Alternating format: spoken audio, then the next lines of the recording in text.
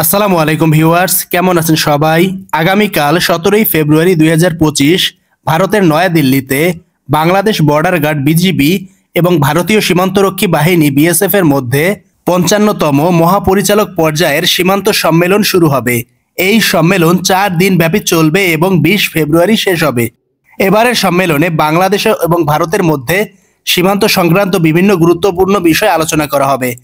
এবারের সম্মেলনে যেসব বিষয় প্রাধান্য পাবে সেগুলো হলো সীমান্তে হত্যা বন্ধ, সীমান্তে বিএসএফ বা ভারতীয় নাগরিকদের দ্বারা বাংলাদেশি নাগরিকদের হত্যা বা আহত করার ঘটনা প্রতিরোধ করা। নাম্বার 2, বাংলাদেশি নাগরিকদের আটক রোধ, বিএসএফ বা ভারতীয় নাগরিক দ্বারা বাংলাদেশের নাগরিকদের ধরে নিয়ে যাওয়া বা আটক বন্ধ করা। নাম্বার 3, সীমান্ত লঙ্ঘন প্রতিরোধ, বিএসএফ বা ভারতীয় নাগরিকদের অবৈধ পারাপার বা অনুপ্রবেশ বন্ধ করা। নাম্বার 4, মাদক ও অস্ত্র চোরাচালান প্রতিরোধ, ভারত থেকে বাংলাদেশে ইয়াবা, ফেন্সিডিল সহ বিভিন্ন মাদক দ্রব্য, অস্ত্র, গোলা বারুদ এবং বিস্ফোরক দ্রব্যের চোরাচালান রোধ করা।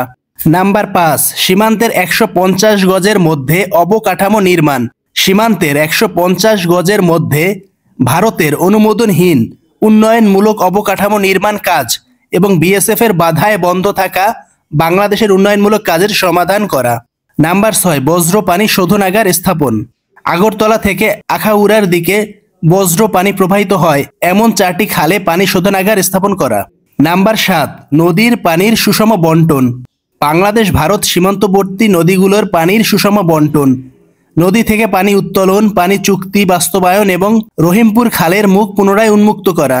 নাম্বার 8, সীমান্ত লঙ্ঘন রোধ, বিএসএফ বা ভারতীয় নাগরিকদের অবৈধভাবে বাংলাদেশে অনুপ্রবেশ রোধ করা।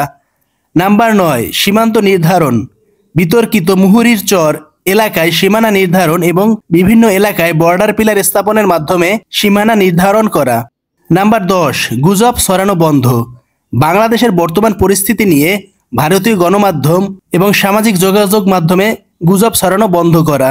নাম্বার 11, সমন্বিত সীমান্ত ব্যবস্থাপনা পরিকল্পনা বাস্তবায়ন, সীমান্ত ব্যবস্থাপনা এবং সীমান্ত সম্পর্কিত সমস্যা সমাধানের জন্য কার্যকর সমন্বিত সীমান্ত ব্যবস্থাপনা পরিকল্পনা বাস্তবায়ন করা। নাম্বার 12, পারস্পরিক আস্থা ও সৌহার্দ্য বৃদ্ধি, উভয় দেশের মধ্যে পারস্পরিক আস্থা ও সৌহার্দ্য বাড়াতে পারে এরকম উদ্যোগ গ্রহণ করা। তো ভিউয়ার্স, আমরা আশা করি এই সম্মেলনের মাধ্যমে উভয় দেশ সীমান্ত সম্পর্কিত সমস্যাগুলোর সমাধানে কার্যকর পদক্ষেপ গ্রহণ করবে। আজকের ভিডিও এই পর্যন্তই। সবাই ভালো থাকবেন। আল্লাহ হাফেজ।